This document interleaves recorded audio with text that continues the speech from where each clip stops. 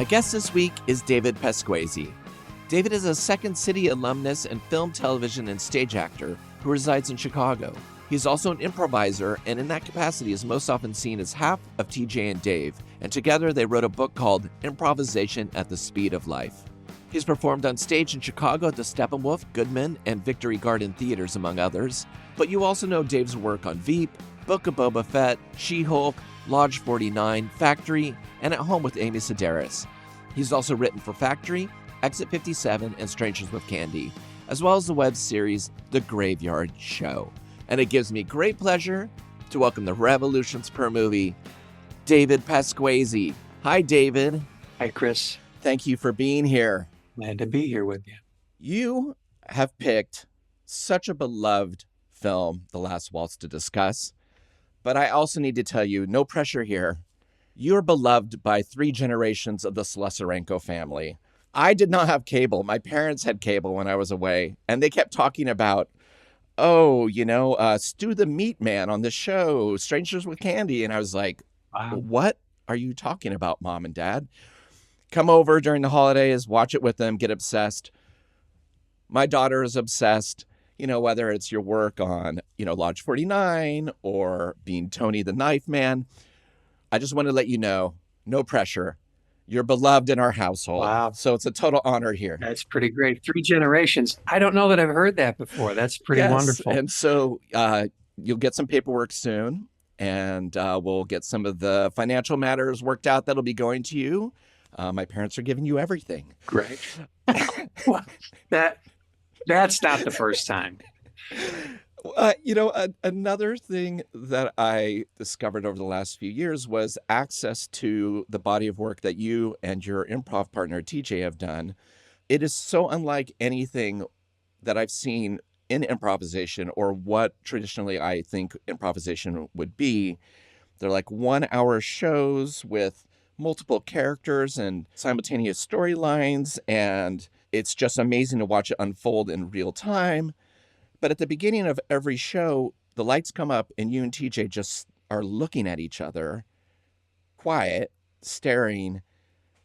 What's happening in that moment? What does that feel like every time you have to start a new show? Well, first, every time we get to start a new show. And also, we're not, I think we look at it just a little bit differently. It's what we're looking for is what is this already, not kind of like, what are we going to make this?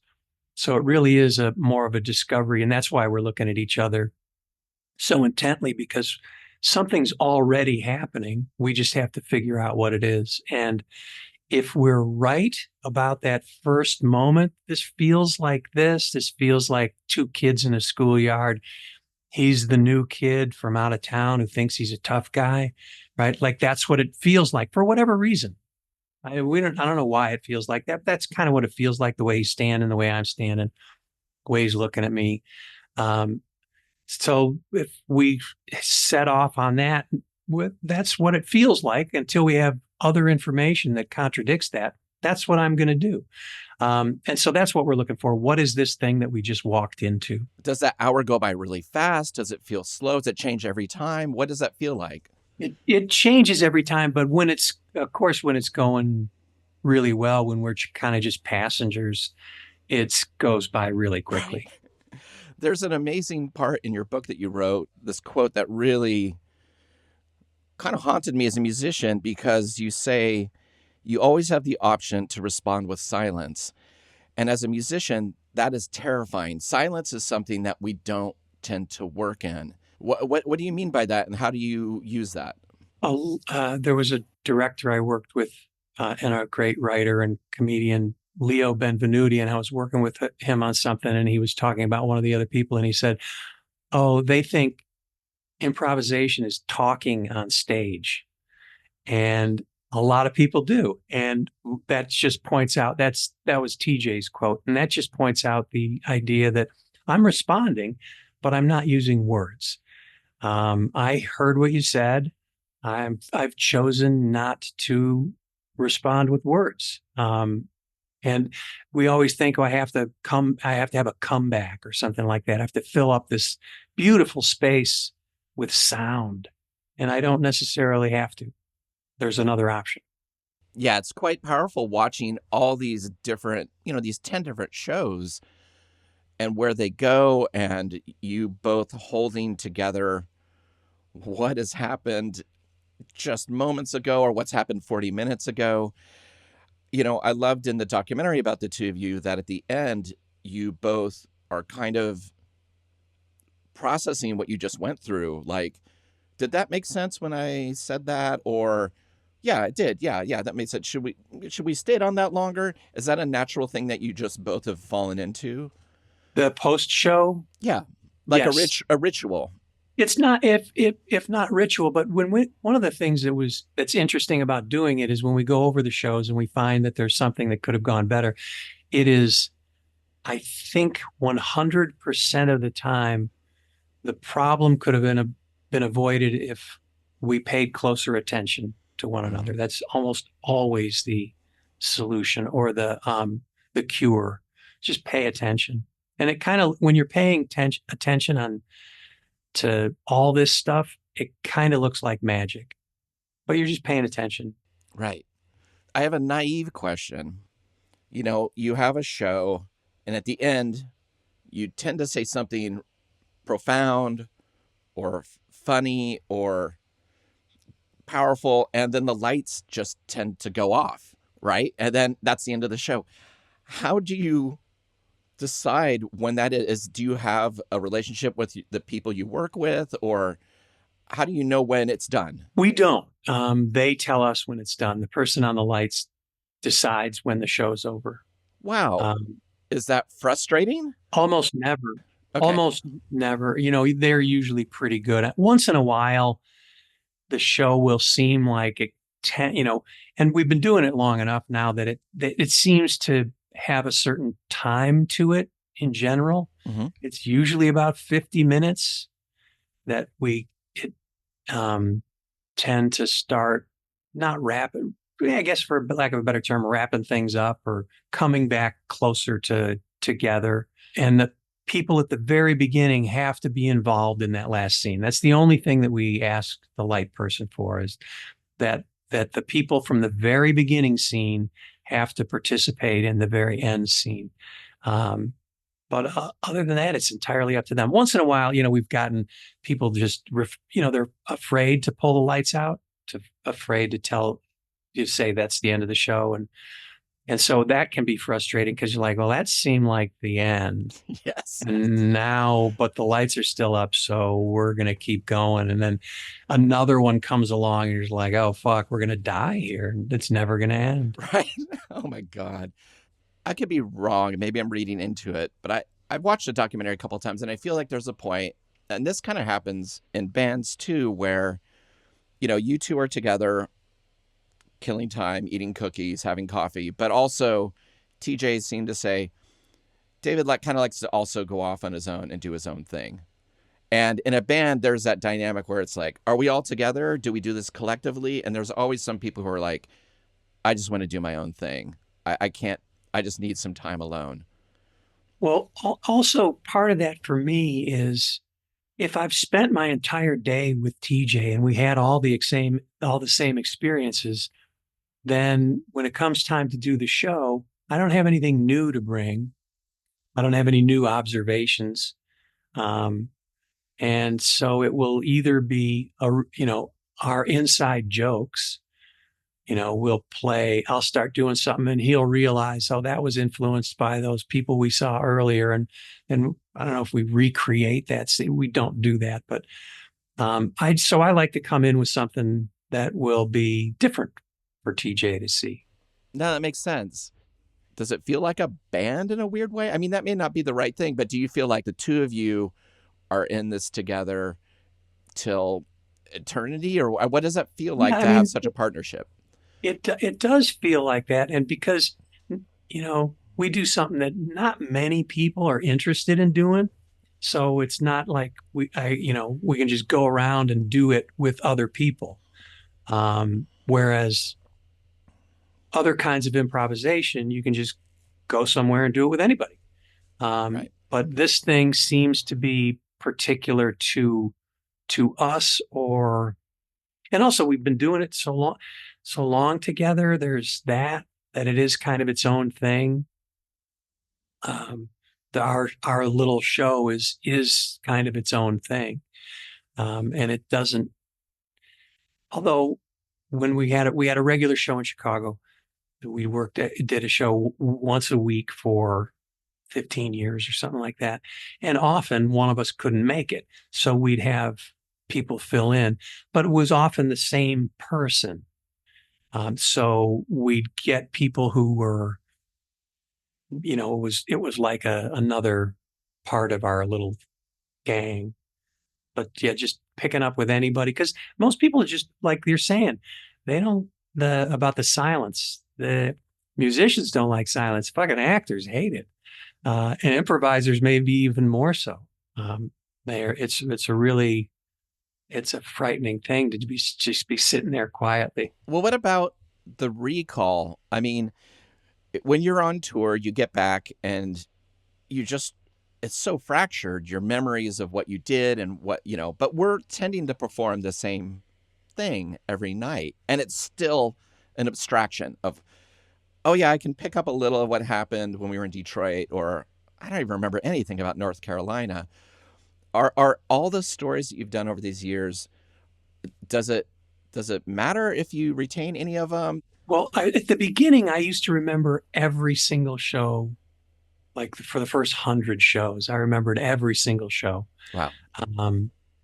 And I don't anymore. We'll go over, like when we go to New York, we do 4 shows in a row, and I'll have to work at figuring out what all 4 of those shows were. Well, by Sunday night, I'm like, what was Thursday? Right. Whereas I used to just they were all these individual experiences, and but yeah, I don't recall them like that anymore. But I do. Fortunately, for that 50 minutes, I'm able to pay attention. Mm-hmm. And like it's a double-edged sword, because my wife gives me a hard time for not remembering stuff. I know you have the capacity. I see you do it. I know you can remember. You just choose not to. Yeah, I remember those things because the fear of public humiliation keeps me pretty attentive. Right. At home, if I forget something, it's not going to be that big a deal. Wow, public humiliation, that is such a intense fear. I think it's a great motivator for me, Mm-hmm. because I've experienced it. I don't like it. Right. I don't want to do that again. I don't want to do that again. But also you've played, on stage, like you did Ricky Roma from Glengarry Glen Ross, where Mamet is so specific about language and how the words need to come out of your mouth. How is that for you? Is that a different kind of thrill? Is it harder? Or It's exactly right. It's a different kind of thrill. And that's the job there. That's the job there, is to say it exactly as it was written. And, one of the lines was just the beginning of the, or that, or these, or those, or that. We don't know. But the line is, and all of us are trying to do exactly as it was written. Everybody in the cast, we're trying to get it exactly right, and also play it believably. So that was a great challenge, and it's a different kind of thrill. And coming up with a character as heartfelt and mysterious and thoughtful as Blaze on Lodge 49, how do you find the heart of someone like that you're just like, I want to be in this lodge with, I want to live next door to this person, even with their faults. It's like I'm in love with it. That was a great show. That was written by Jim Gavin, and that was just a great show. I lucked out and got to work on it. And we all felt that way. All the rest of the cast, we were all very friendly with one another. But when the scripts came out, we'd run to our own, don't bother me. We'd just read the scripts as fans of the story. And then you have to read it again, because like, oh, that's me. I remember finding something out when I actually had a parasite, because earlier on I said it felt like I do. And when I found I actually had a parasite, I was so thrilled that I wasn't crazy. Yes, that scene is incredible. And just But it's so funny, like you tend to be the person who's just tending bar the most, right? And so even just how different it was when you're behind the bar between someone else, that's going to be so fun to just be like, this is how Blaze pours a drink. Yeah, it takes a little while. Yeah, and I love that Jim, when he was on the show, was talking about when he walked into the bar for the first time, he's like, we just like spending time in it. And he said it was just magical. It So, really was. incredible show, and you did incredible work on it, as usual. That was really I just kind of lucked out into getting that audition. It was really Debbie Zane was the casting director, and I'd never known her, and so it was kind of like an introduction. I'll just do this audition as a way of an introduction, and it was just a real good fit. Yeah, it had such a lovely tone, and of course it was sad that it was canceled, but it's kind of fun to write the continuing story in your head of where these people ended up, because most people I know who discovered the show after it was off the air are obsessed with it and think about it all the time. It's a really lovely show. Larry Charles, I wrote a nice thing about it. He's like, because Succession was real popular, and says these shows about people who have everything behaving terribly. This is about people who have nothing and they're behaving, they're lovely. In different hands and with a different cast, you could have a real cynicism or dark edge or a sense of violence or doom over it. And there's just like a lot of love and hope in it. I found it really refreshing. We all did too. I really felt fortunate to be on that one. As a lot of the stuff I've worked on, I just lucked out. Sometimes say people ask, "Oh, how is it that you choose your material?" I don't fucking choose the material, man. I try to get shitty jobs too. Right. It's comforting, David. I don't know how else to say it, but I find comfort when you show up in something. It's just, yeah, thank you. That's really quite a compliment. I know what you mean. Like sometimes you're at a play and it's going along and then somebody walks out on stage and you're just like, oh, fuck, now I got to worry about this guy. Yes. Well, speaking of people walking off and on stage, The Last Waltz, directed by Martin Scorsese, just a legendary film with actually such a weird history to it. But when did you start listening to the band, or were you aware of the film? What came first for you with this? For me, it was the music was first. The Basement Tapes was one of my favorite albums when I was younger. And I just absolutely loved the band. I didn't see the movie until probably 15 years ago. Okay. What is it, 50 years old now or something like that? And I just saw it as one of the saddest things, because this wonderful, amazing band, this group of musicians that work so well together, they don't get to do that anymore. That's all I kept seeing was, oh, these guys don't get to do that anymore. And Danko at Shangri-La, when Scorsese asks him what he's up to, and he almost just starts breaking down. It just seemed so. And I'm a huge Rick Danko is just amazing. Oh my gosh! Just he wears such vulnerability in his voice and on his face, and also every single motherfucker in this band is the coolest member of the band. Yeah. So in this film, you're like, oh my God, Richard is the star. Look at him. He's just so cool and effortless. And then you're like, oh, Garth is a freak and playing all this amazing stuff, and he's in his own head. Just to have 5 personalities at such a young age getting together, and then 16 years later being like, well, this is wearing us down. We're not going to be alive if we continue at this rate, is a really powerful document. Yeah. And then I can't watch it now without all the nonsense about, the animosity that was caused because of it, and with Robbie and yes. So that's now it's kind of tainted now for me with all that stuff. But it's still fantastic watching it again. And so this sent me down a rabbit hole of watching the entire evening. There's a camera there's, on YouTube, you can find the whole night. And there's a Turalura Lura with that Richard starts before Van Morrison comes out. Uh-huh. And then it's this rocking version of Turalura Lura before Van sings Caravan. Oh, And wow. it's absolutely lovely. Yeah, I went through and watched, all these commentaries and extra footage and as much as I could find too. And some of it is like, it was a long night. That's one other thing I kept thinking. Those people that were there had to have been exhausted. Yeah, after a full turkey dinner to start with, then a waltz, and Right. then the band comes on, does stuff, and then, the film is edited out of sequence. So the very first song you see, Don't Do It, was the last song of the evening. They were like, we're done. And basically Bill Graham's like, you need to go out and play. They're tearing the place apart.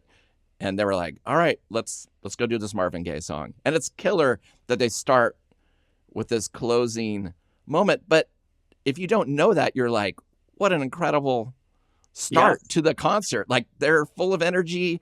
They sound amazing. They're focused. It's just incredible. Yeah, and all the poetry too that was for the evening. So many poets really felt like but then there's a bunch that got edited out. Yes. People I was unfamiliar with that so there's all this poetry going on too. It really felt like a San Francisco event. It's really strange that the film was such an afterthought. Basically, even the staging was an afterthought. Watching this film, you would think that this is what that theater looked like, and instead it's like, so what Scorsese gets involved and is sneaking off the New York lot to do this thing. It's like they're starting to get the most amazing cinematographers involved. Michael Chapman, who was going to do Raging Bull, Kovacs, who did Easy Riders and Five Easy Pieces, Vilmos Zsigmond, who did Close Encounters of the Third Kind. He was basically telling people, well, you want to be there to film this, right? You want to see this. Who else is going to capture it? You have to be the person. And he started bringing people on, and then he got the backdrop from opera. Yeah, to be part of it. And then he got Boris Levin, who did, the design work for West Side Story, to be involved in it.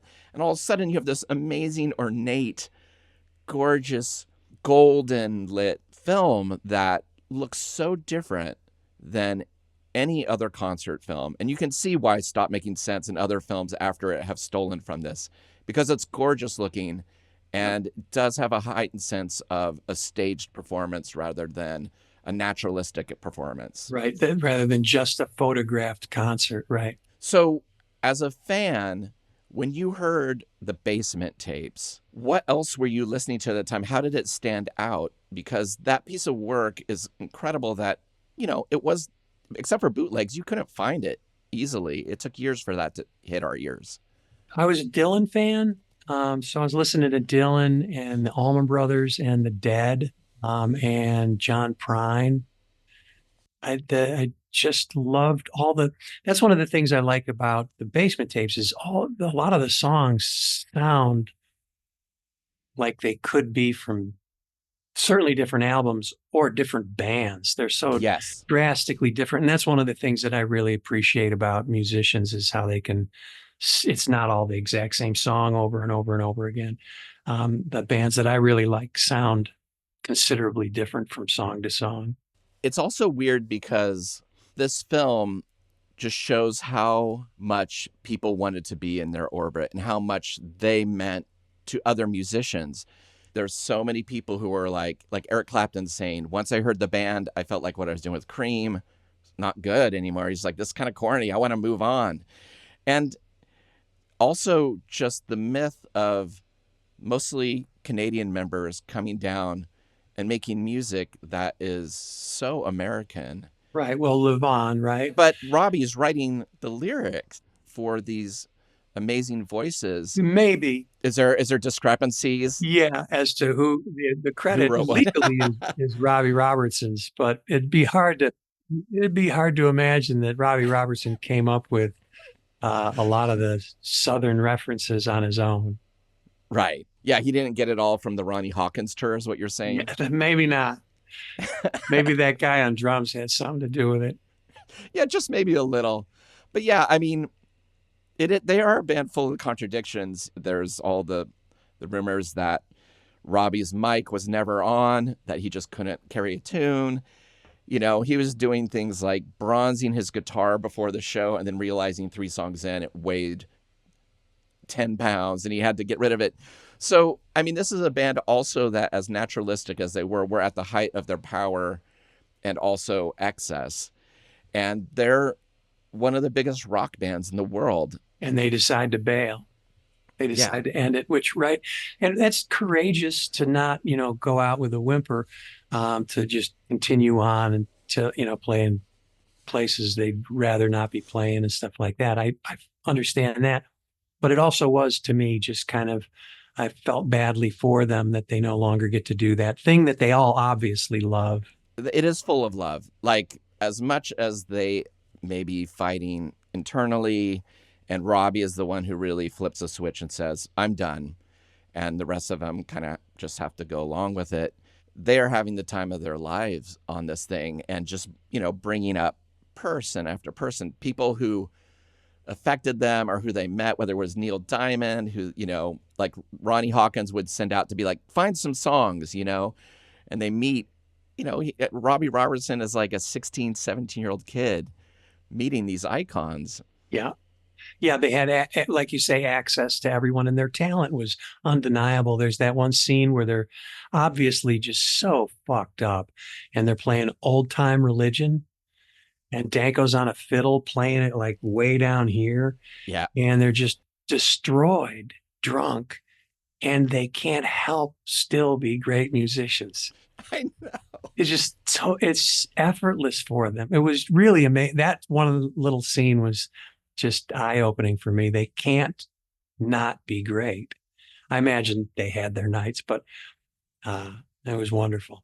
What's also fascinating learning more about the film is Scorsese obviously made a smart choice of including those interviews with them so they could tell their stories and you could hear their history and actually just hear their talking voices. Like hearing Levon talk is just, I could listen to that forever. And what a great actor he turned out to be, too. There's a film that Tommy Lee Jones directed called The Three Burials of Melquiades Estrada, and Levon plays this blind guy. He only does 2 scenes. They're the best scenes in the movie. It's a fine movie, but he's just amazing. This just destroys you. He's wonderful. The thing that I didn't know about the film was how heavily Scorsese storyboarded this film. And you can go online and see his storyboards. Oh, I didn't know that. They are so precise. Huh. It is like, it's hard to put into words right now how precise they are in terms of the drawings. He took every song, broke it down, camera angle by camera angle, who they're going to focus on, who sings what, who does the solo, when the floodlights are going to come from the bottom, when it will be backlit, when we might get a little from the backstage. Wow. In a way that just in this film, it never comes across planned. No, right. And, they only had 6 weeks to put this together from Scorsese getting involved, and it kept growing and growing. Originally, it was going to be a shot in 16 millimeter. And then Scorsese was like, well, why do that? Woodstock already did that. All these films that document a musical moment are in 16 millimeter. Why can't it be 35? And then that brought in new problems. The floor at the Filmore was spring loaded, so they couldn't have a camera be stationary on it. They had to get Bill Graham's permission to dig into the floor, to pour concrete, to set certain cameras on. And by the time, they had the backdrops and this and that, it was quite a staged feat.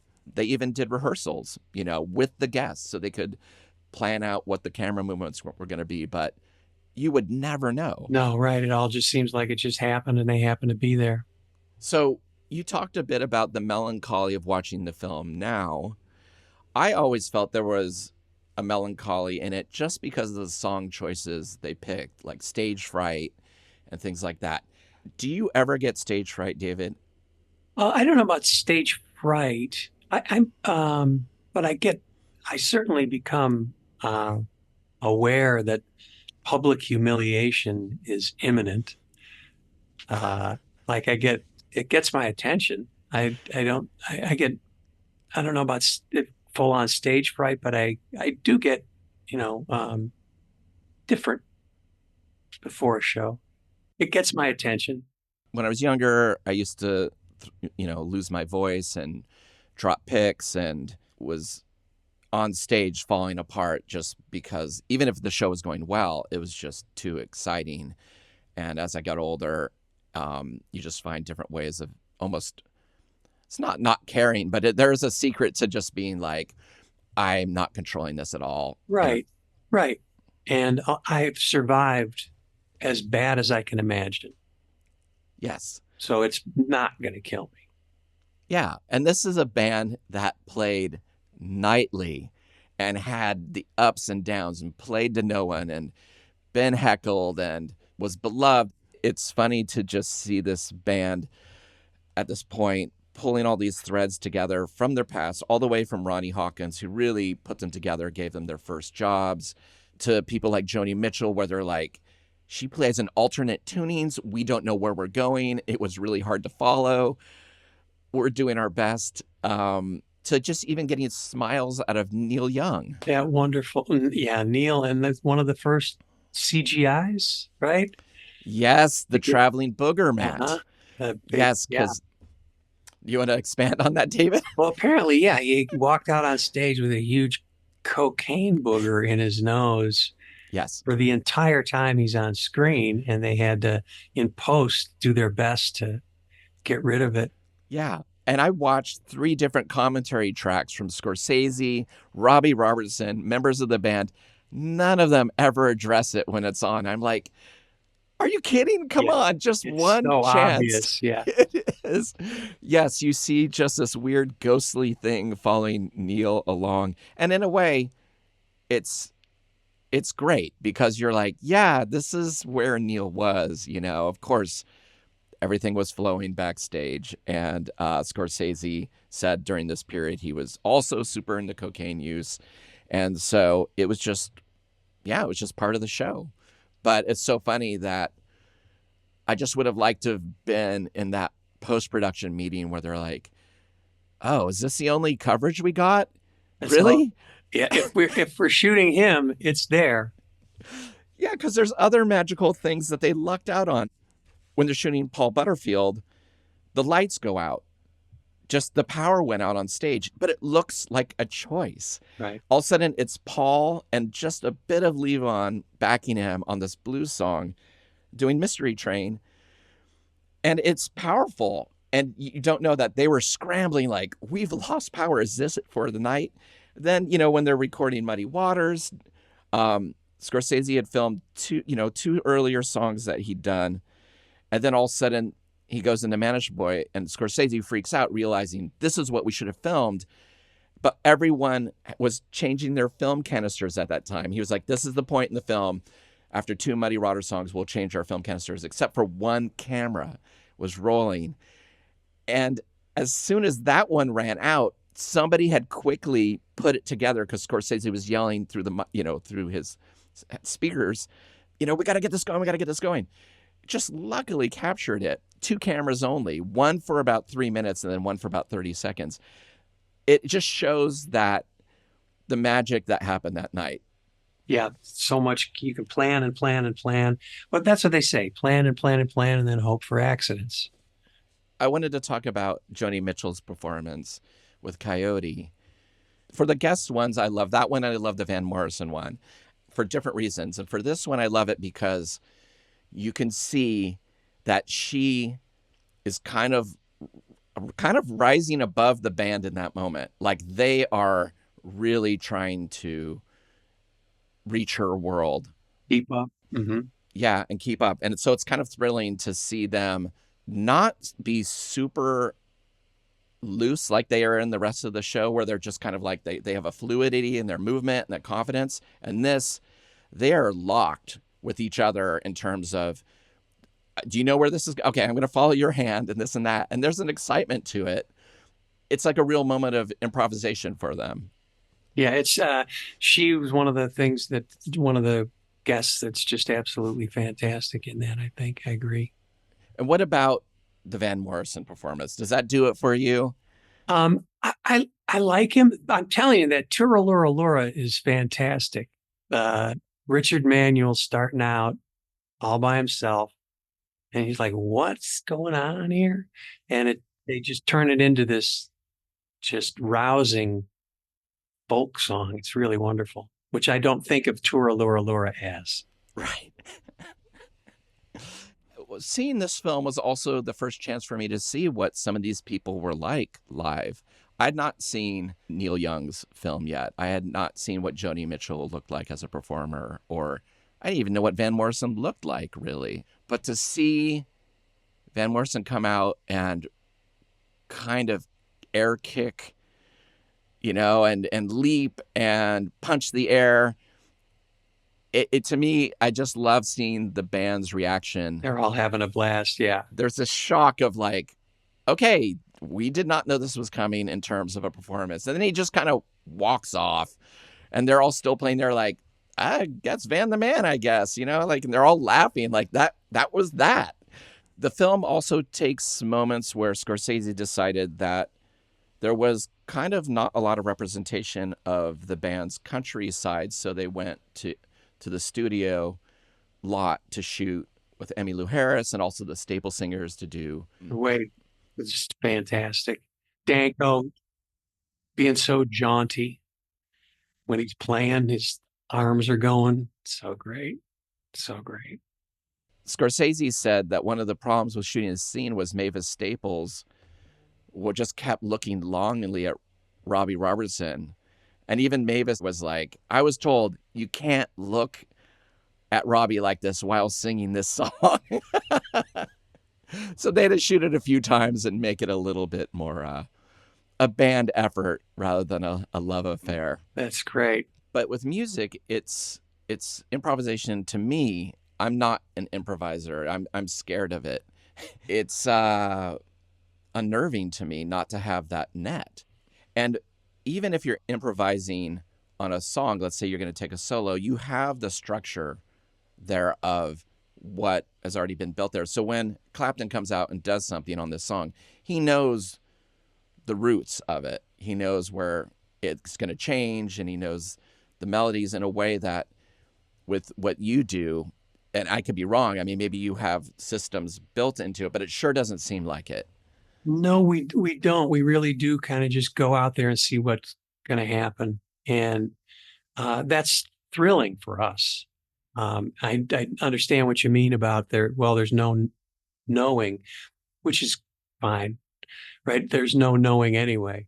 Like a lot of times with improvisation on stage, acting, people want to get out who we are, what we are, and what the problem is immediately. Doctor, I'm here for my results. So we know everything, right? But that doesn't really help.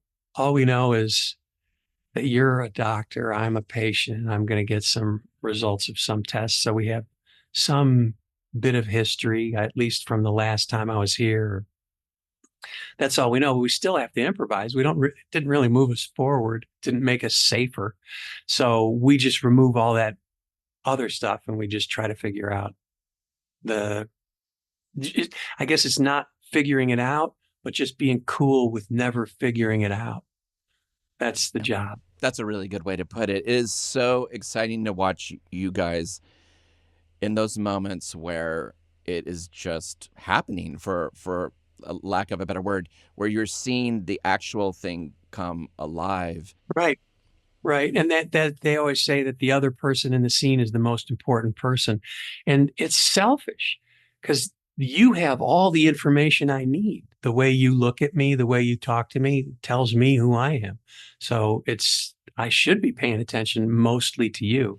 And I love just seeing the look in your eyes when that moment hits where all of a sudden, all right, this is where it is now. This is who we've been all along, it turns out. It's so cool to see that. Well, thank you, Chris. So the band are here. Everyone is eating their dinners. They've waltzed. You've had Neil Young, you've had Van Morrison, and you've had poets, but everybody was waiting for Dylan to show up. What was really interesting to find out about the Dylan performance was at the last minute, Dylan said, "I don't want to be filmed." And so everyone in the band freaked out because they're like, the reason they got the funding to do this film was so that they could get the soundtrack rights to Warner Brothers. And they're like, as long as Dylan is on this, you've got the go. Wow. Basically, he said that he just was afraid it was going to interfere with his upcoming film, Ronaldo and Clara. And he just didn't want to appear in it. So Levon Helm said that Scorsese went nuts. And, Robbie went totally pale. And there was a quote where they said they were all biting our nails.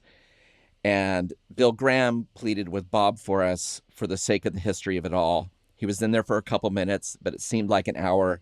No one could believe this. With about 5 minutes left, word came down that the last two songs in Bob's part of the show could be filmed, and only the last two. Bill Graham saved their asses that night. Uh-huh.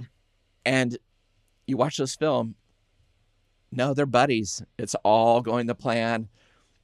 Dylan, the band, together forever, interlocked.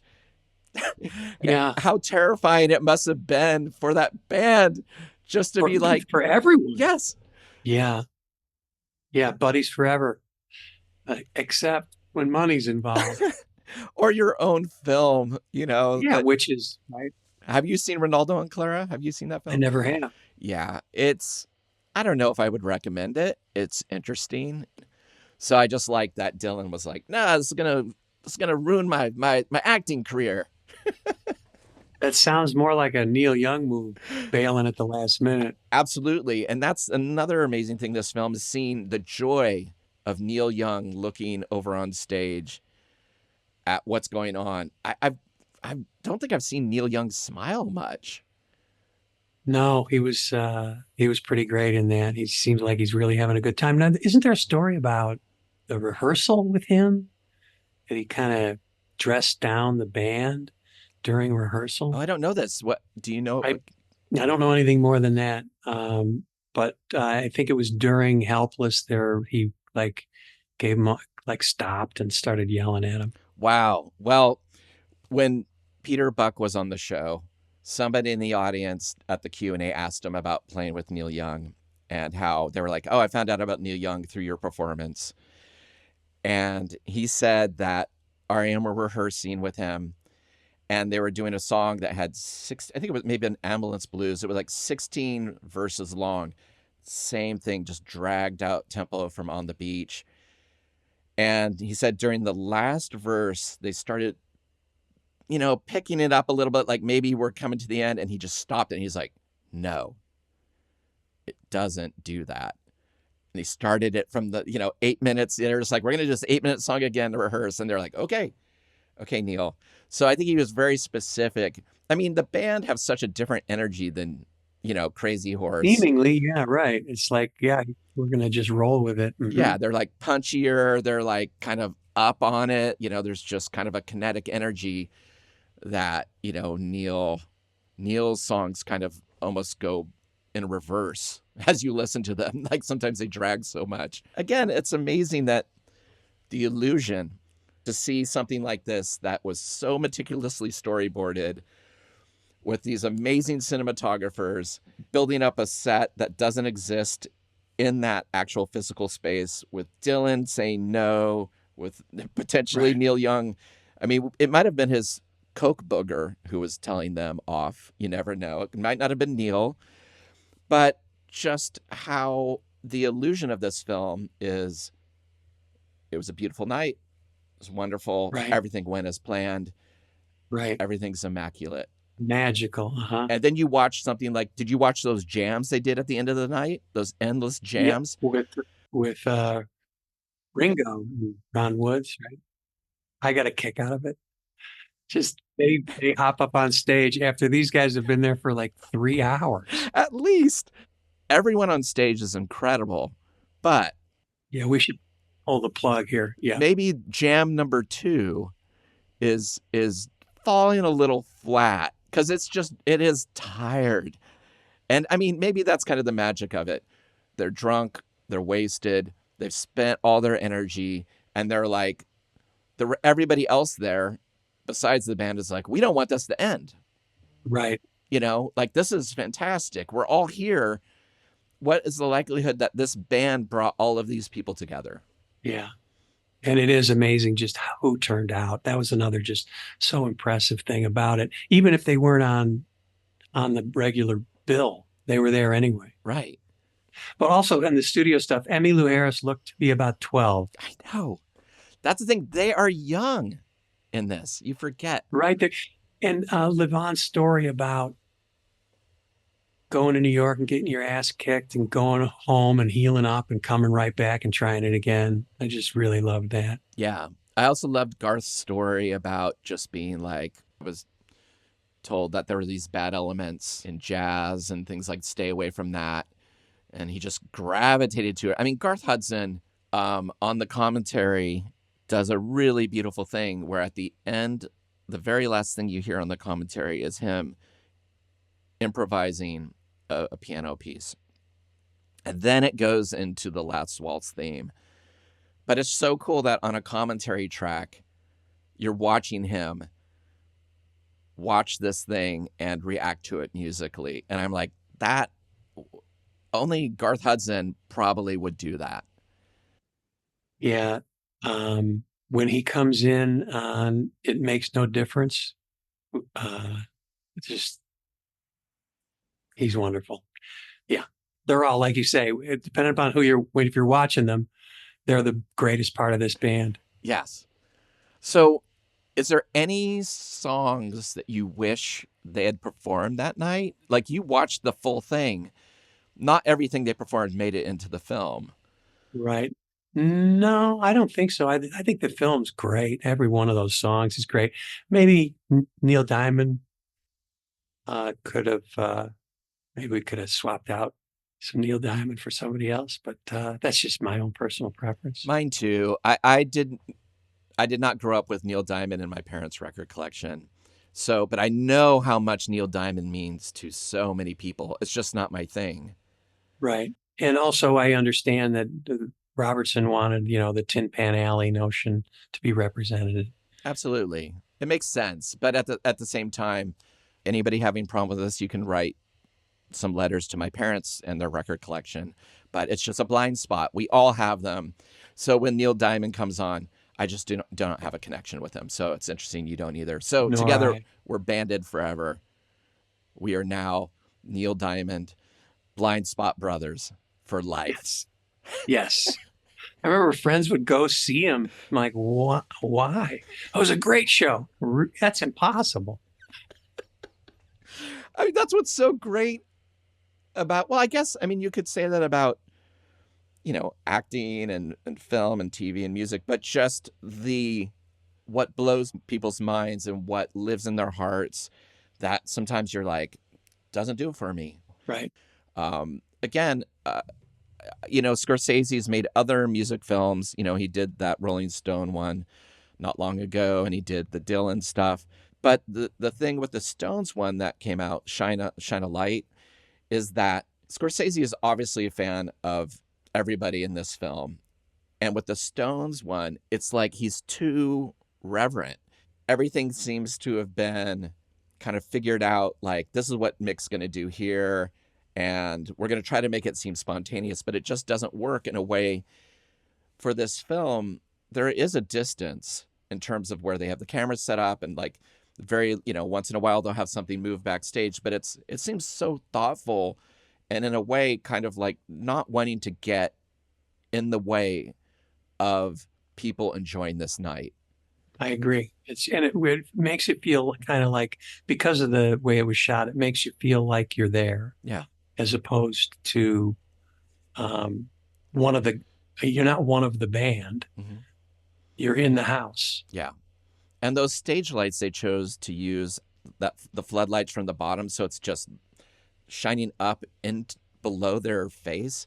So effective and simple, but there's just a golden glow that just encompasses what you would think the band represent as colors. Sepia. Exactly. It's sepia, it's golden, kind of a rich blood, ruby, backdrop, chandeliers, a turkey hangover with waltzing.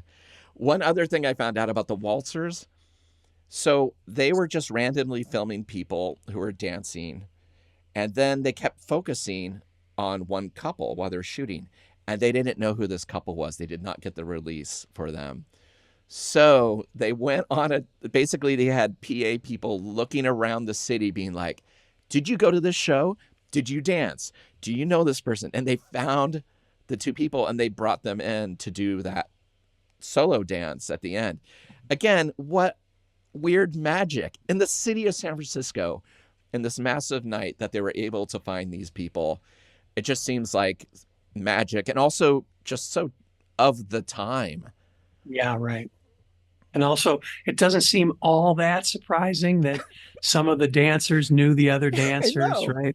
Right. Oh, yeah, Carol and Kevin. Sure. Yeah, sure. Yeah. Yeah, they were great, weren't they? Yeah, she was my midwife. No problem. Yeah, and also, by the way, he's got a great band. He plays, and you're like, oh, my God. Right. David, thank you so much for being on the show and picking this film to discuss. Thanks very much. It has been fun. It's such a great movie. It's been fun talking to you and learning stuff, too. I always ask the same question, but I tailor it depending on what we're talking about. So on a scale from 1 to 10, how many shots of whiskey do you give this film where you're sitting back with Rick, Levant, Garth, Richard, and Robbie at Shangri-La while they're playing fiddles and bass?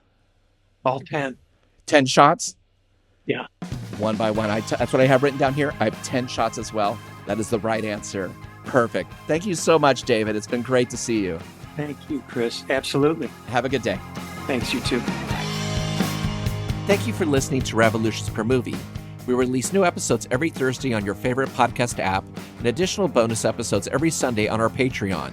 The show is a completely independent affair, so the best way to support the show is through our Patreon at patreon.com/revolutionspermovie, where you can get weekly bonus episodes and shows, exclusive limited edition flexi discs and records and CDs featuring guests that have appeared on the show, and other exclusive goods sent to you just for joining. You can follow us on social media at Revolutions Per Movie and also find out more information about our various guests in the episode show notes. Thanks again, and we'll see you next week. Bye!